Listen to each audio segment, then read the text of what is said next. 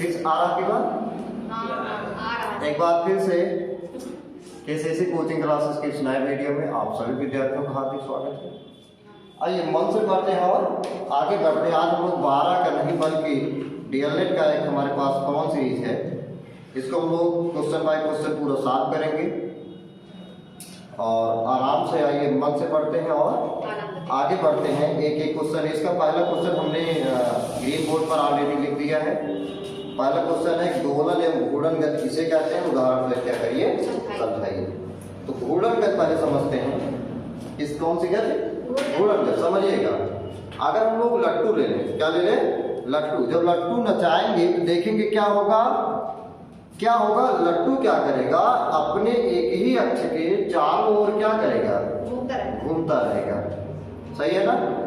कुम्हार की चाक आप देख लीजिए, किसकी चाक, कुम्हार की चाक देख लीजिए, एक निश्चित अक्ष के चारों क्या करता रहेगा, घूमता रहेगा। सही है ना। चारा पालने वाली मशीन देख लीजिएगा, एक निश्चित अक्ष के पर क्या करेगा, वो घूमेगा ना, जब हम लोग बल लगाएंगे। सही है ना। पंखा आप देख लीजिए, एक निश्चित अक्ष के चारों ओर क्या करेगा, घूमता रहेगा।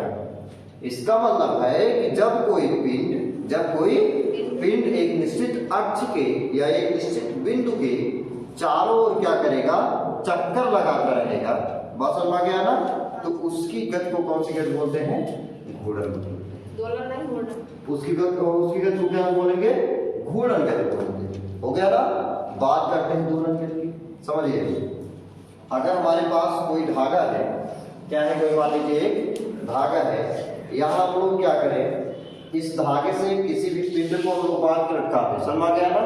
अब यहाँ से जब छोड़ेंगे इस प्रकार से, देख रहे हैं ना, इस प्रकार छोड़ेंगे, एक बार पिंड इधर जाएगा, फिर इधर आएगा, फिर इधर आएगा, फिर इस प्रकार से करेगा, नहीं करेगा, करेगा ना। इस प्रकार की गति को हम लोग दोलन गति बोलते हैं। बात समझ गया ना। जब कोई पिंड एक निश्चित बिंदु के दोनों तरफ, एक निश्चित बिंदु के दोनों तरफ क्या करता है, दोनों दिशाओं में क्या करेगा, गति करेगा इस प्रकार से, तो उसको क्या करेंगे हम लोग, दोलन गति। जैसे झूले की गति आप देखे होंगे, झलुआ। बात समझ गया ना। झलुआ भैया सावन में झलुआ पड़ते हैं, तो क्या करता है, यहाँ पेग मारा जाता है। ऐसे एक बार एक मैक्सिमम विस्थापन इधर, फिर मैक्सिमम विस्थापन इधर। समझ गया ना। इस प्रकार की गति को क्या कहेंगे, दोलन गति कहते हैं। बस समझ गया ना। इसका मतलब जब कोई पिंड हो गया ना, किसी निश्चित बिंदु के दोनों तरफ, किसी निश्चित बिंदु के दोनों तरफ हो गया ना, अर्धवृत्ताकार पथ होगा। कैसे पथ बनेगा इसका, अर्धवृत्ताकार। समझ गया ना। कक्षा में क्या करेगा, गति करेगा, तो उसकी गति को क्या कहेंगे, दोलन गति कहते हैं। हम आपकी जानकारी के लिए बता दें, दोनों गतियों में अंतर क्या है। ये भी एक निश्चित बिंदु के परितः ही गति करता है, ये भी एक निश्चित बिंदु के परितः होगा। लेकिन घूर्णन गति में क्या होगा, पिंड एक निश्चित बिंदु के चारों ओर गति करेगा। समझ रहे हैं ना, एक वृत्त का फॉर्मेशन करेगा। लेकिन दोलन गति में पूरा का पूरा वृत्त बन नहीं पाएगा। बात समझ गया ना। अर्धवृत्ताकार पथ में क्या करेगा, गति करेगा, जिसको क्या करेंगे हम लोग, दोलन। हो गया ना बात का। ये क्वेश्चन कंप्लीट हुआ। अगला क्वेश्चन है, गति का तृतीय नियम क्या है, उदाहरण सहित समझाइए। गति का तृतीय नियम क्या है, उदाहरण सहित समझाइए। तो शायद आप जानते होंगे, गति का जो नियम दिए गए थे न्यूटन के द्वारा दिया गया था। समझ गया ना। 3 नियम दिए था, प्रथम नियम, द्वितीय नियम और तृतीय नियम। यहाँ ना तो प्रथम की बात कर रहा है, ना तो द्वितीय की बात कर रहा है, सीधे किसकी बात कर रहा है, तृतीय की बात कर रहा है। तो समझिएगा भैया, समझ गया ना। अगर सुनिएगा, अगर हम कोई गेंद ले लें, क्या ले लें, कोई गेंद ले लें, इस दीवार से जैसे मारेंगे तो क्या होगा, गेंद वापस आएगा। समझ रहे हैं ना। अगर हम लोग एक हाथ ऐसे मारेंगे तो क्या होगा, हमारे हाथ जितना तेज हम मारेंगे उतना प्रतिक्रिया हमारे हाथ में पड़ेगी, नहीं पड़ेगी, पढ़ेगी ना, समझ रहे हैं ना।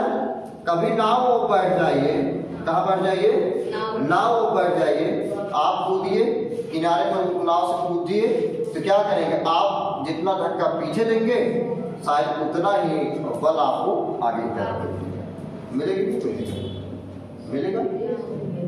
इन सभी प्रतिक्रियाओं में हम लोग क्या देख रहे हैं, सोचिए, इन सभी में लोग क्या देख रहे हैं, चाहे जो भी हम लोग क्रिया कर रहे हैं, एक प्रतिक्रिया मिल रही नहीं मिल रही है, मिल रही है ना।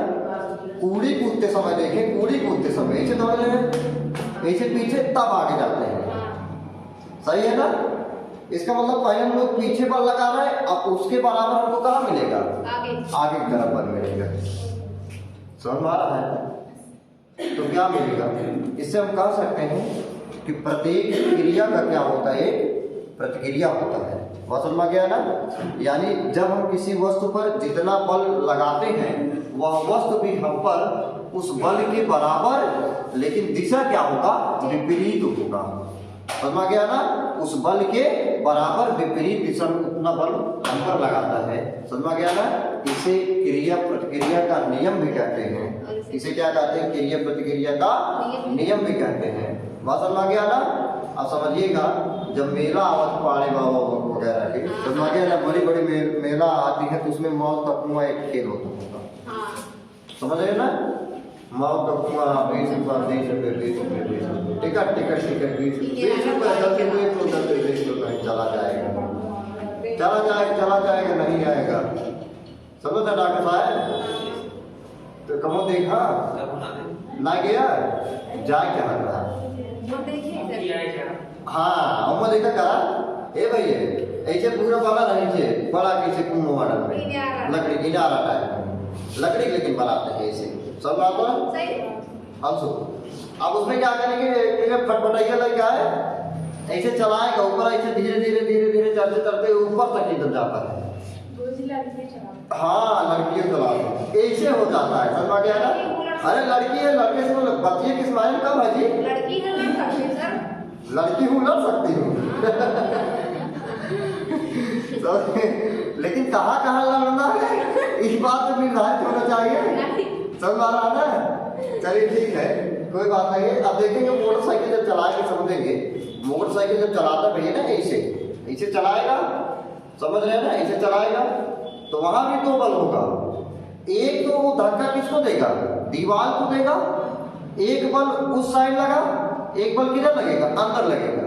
अब वही दोनों बल एक दूसरे के क्या होते हैं, बराबर होते हैं। बस समझ गया ना वो इधर आएगा ना दीवार के पार जा पाएगा, आराम से चलता रहेगा। समझ गया ना। तो ये है गति का कौन सा, तृतीय नियम। ये गति का कौन सा नियम है, तृतीय नियम है। एक बार हम लोग फिर समझ लें कि जब हम किसी पिंड पर जितना बल लगाते हैं, जितना बल लगाते हैं वह पिंड भी हम पर उतना ही बल, वह पिंड भी हम पर उतना ही बल विपरीत दिशा में लगाती है। इसी को क्या कहते हैं, क्रिया प्रतिक्रिया का नियम कहते हैं। जब क्रिकेटों में बैट खेलते हैं, बैट तैयार है, समझे थे भैया, तैयार है ना, समझे, देख रहे हैं ना। हम ऐसे लगाए, अब लगाए बैट, गेंद आए 120 की स्पीड से टकराए हमसे, बल्लवा से टकराए जाते हैं ना, जितना वो हमको देगा ताकत, बल्लवा दे उतने कहाँ लागे, ऊपर न लागे तो गिरवा छन्न से पार हो जाए, 4 रन 6 रन। समझ जाए ना। किस नियम पर है, न्यूटन के तृतीय नियम पर है। समझ रहे हैं ना, न्यूटन किस नियम पर है, तृतीय नियम पर है। इसे क्या कहते हैं, क्रिया प्रतिक्रिया का नियम कहते हैं। बात समझ गया ना। अगर आपको वीडियो पसंद आता हो तुरंत लाइक कर देंगे। अगर क्वेश्चन देखते हैं, समझते हैं, बढ़िया है डीएलएड का जितना भी है। चलिए आगे देखते हैं। सजीव वस्तुएं किसे कहते हैं, सजीवों के 5 लक्षण लिखिए भाई। सजीव वस्तुएं किसे कहते हैं, सजीवों के 5 लक्षण लिखिए। इसको आप बहुत सरल क्वेश्चन है भाई, जितने डीएलएड के विद्यार्थी हो समझ सकते हैं। सजीव मतलब क्या, जिंदा आदमी, जिंदा आदमी के 5 लक्षण बतावा, समझे थे भैया। पहले लक्षण तो खाना खाए, सही है नहीं,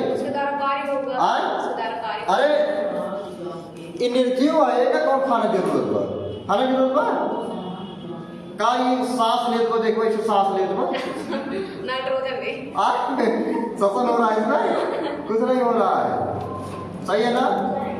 यानी सजीव वस्तुएं वह वस्तुएं होती हैं जिनमें निरंतर वृद्धि होती रहती है एक निश्चित सीमा तक, वह समझा गया ना, जिसमें पोषण होता हो, समझा गया ना, जो ऊर्जा प्राप्त करने के लिए क्या भोजन ग्रहण करते हैं, सब जो संवेदनशील हो सजीव वस्तु होता है भाई, सही नहीं।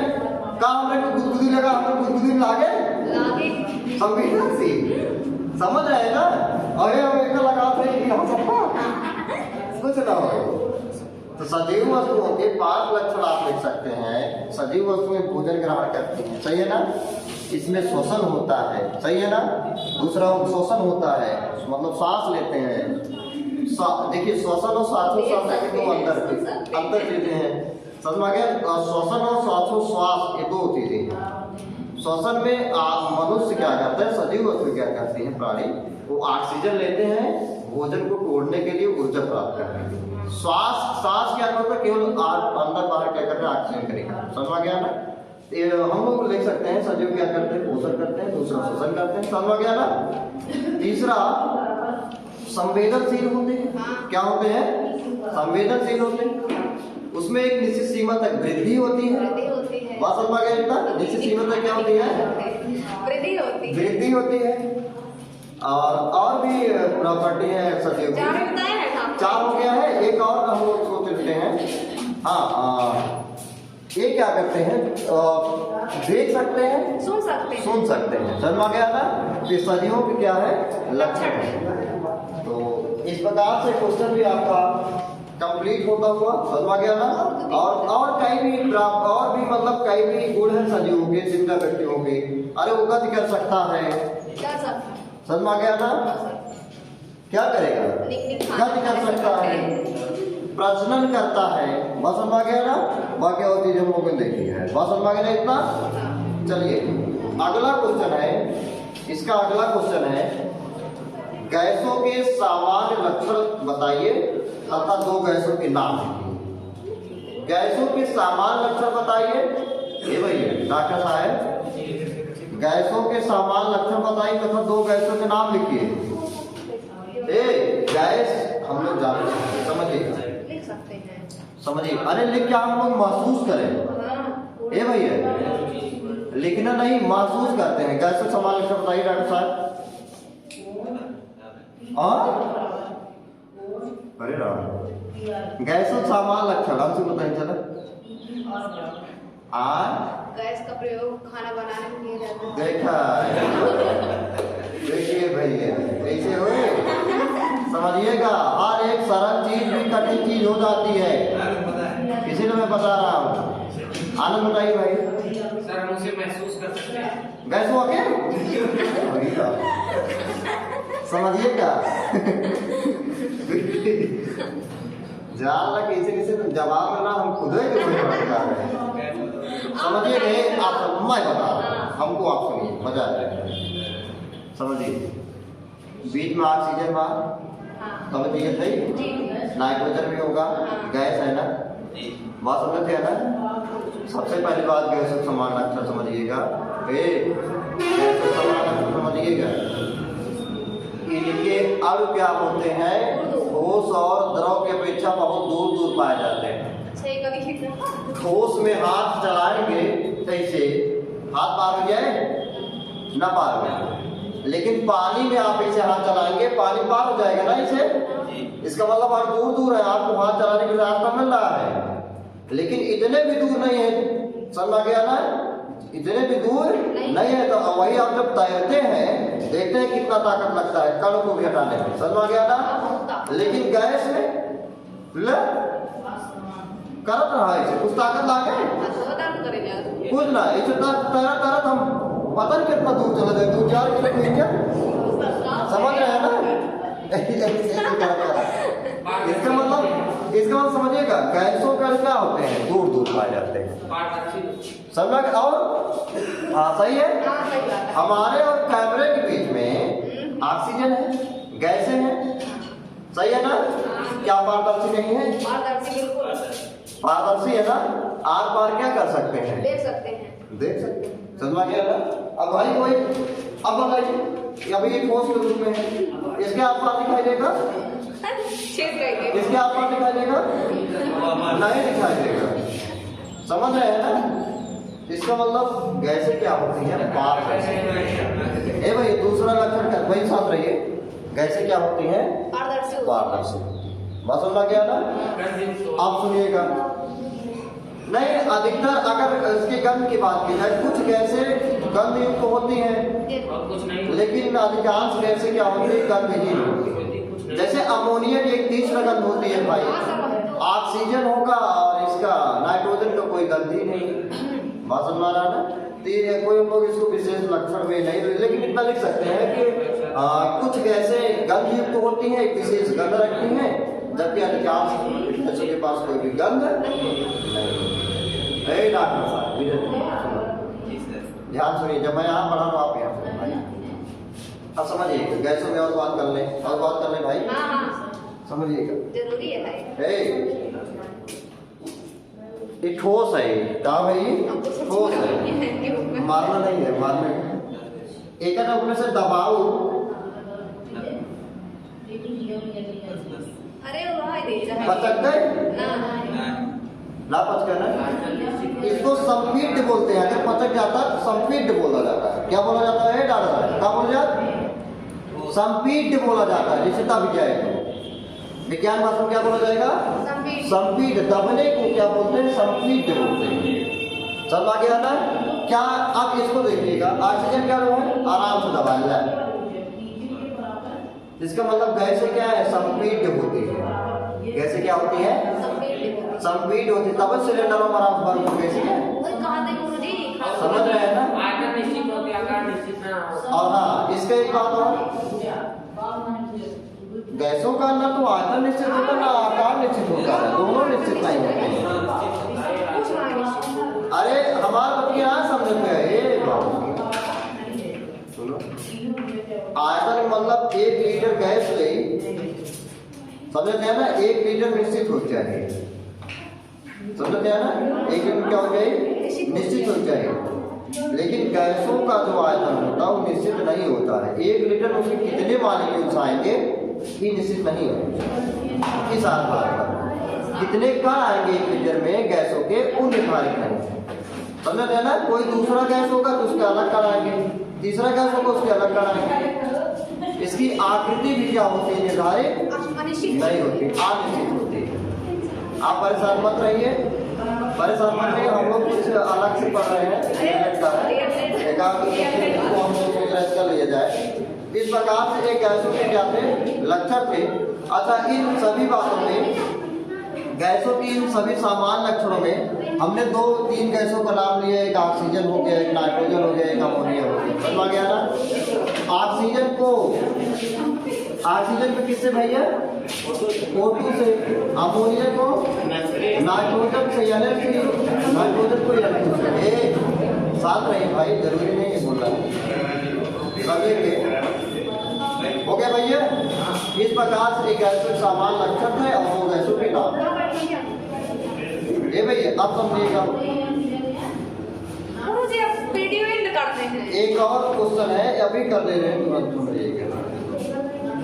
पौधों में लैंगिक तथा अलैंगिक जनन, पौधों में लैंगिक तथा अलैंगिक जनन को एक एक उदाहरण देकर समझाइए।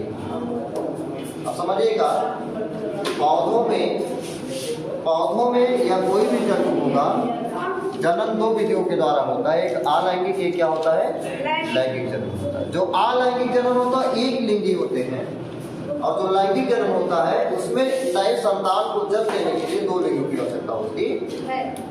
समझिएगा, जैसे गन्ना अगर हम लोग बोया जाए, क्या गन्ना, समझ रहे हैं ना? उखुड़ जगह बोल जाते, ऐसे काट के क्या कर दे, एक ही गन्ना है ना, काट के क्या कर दे, बो दे, दूसरे गन्ने तैयार हो जाएंगे।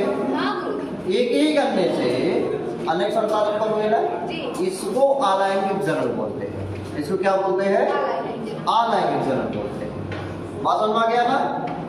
जबकि लैंगिक जनन में क्या होता है, लैंगिक जनन में दो लिंगों की क्या होती है, आवश्यकता होती है, एक नर एक क्या होता है। अब अमीबा हो गया, हाइड्रा हो गया, बस समझ आ गया ना, अमीबा, हाइड्रा, समझ आ गया ना, प्लेनेरिया, इन सब में अलैंगिक जनन होता है। ये क्या जनन होता है, अलैंगिक जनन होता है। इसके विपरीत जितने भी कशेरुकी प्राणी हैं अलैंगिक, इसके अंदर जितने भी, इसके अतिरिक्त जितने भी कशेरुकी प्राणी हैं उसमें क्या होता है, लैंगिक जनन। बात समझ आ गया ना। ऐसा नहीं करेंगे कि गाय का बछड़ा है, अब गाय को काट देंगे, दूसरी दिन बछड़ा तैयार हो जाएगा, ऐसा नहीं होगा भाई। ऐसे उकुड़ वाले होता अपराधी घोषित कर दिए जाएंगे, समझ आ गया ना। अगर ऐसा हम प्रयोग करेंगे, समझ आ गया ना। तो लैंगिक और क्या था, अलैंगिक जनन था। अच्छा, कृत्रिम कायिक, एक हमारे पास और क्वेश्चन है, कृत्रिम कायिक प्रवर्धन कितने प्रकार के होते हैं, नाम लिखिए और एक बिंदु क्या करिए, समझाइए। अब समझिए, कायिक जनन यानी शरीर से जनन, किससे, शरीर से। कायिक जनन में हम लोग क्या करते हैं, गुलाब काट के एक चालीस काट लगा दो, उसको कलम बोलते हैं। दाव लगाना, समझना, घूटी बांधना, कलम लगाना, ये सब क्या है, कायिक जनन के प्रकार। दाव लगाना, समझ गया ना, घूटी बांधना, समझिएगा। जैसे कोई डाल है, अगर हम लोग नीचे से लटका देंगे, नीचे लटके, जैसे नींबू को डाल हो गया, अगर नीचे लटका दिया जाए, एक दाव लगा दी जाए, मिट्टी धरने के छिलका हटा के, तो कुछ दिन बाद क्या होगा, वहाँ एक नए पौधे के निर्माण काट अलग कर देंगे, इसको दाव लगाना बोलते हैं। बहुत समझ गया ना। घूटी बांधना, कलम लगाना, ये सब क्या है, कायिक प्रवर्धन क्या है, उदाहरण है। इसी साथ हम लोग इस वीडियो को जरूर बोलते हैं। अगर आपको वीडियो पसंद आया हो तो आप वीडियो को लाइक करेंगे, कमेंट करेंगे और अपने मित्रों के पास शेयर करेंगे। मिलते हैं अगले नए वीडियो में। इसी के आगे की सीरीज में जितने भी क्वेश्चन है, हम लोग थोड़ा थोड़ा करके प्रत्येक क्वेश्चन को क्या कर लेंगे, कवर कर लेंगे केवल कुछ ही समय में। धन्यवाद, मिलते हैं नए वीडियो में। चैनल पे अगर नए हो तो सब्सक्राइब करें।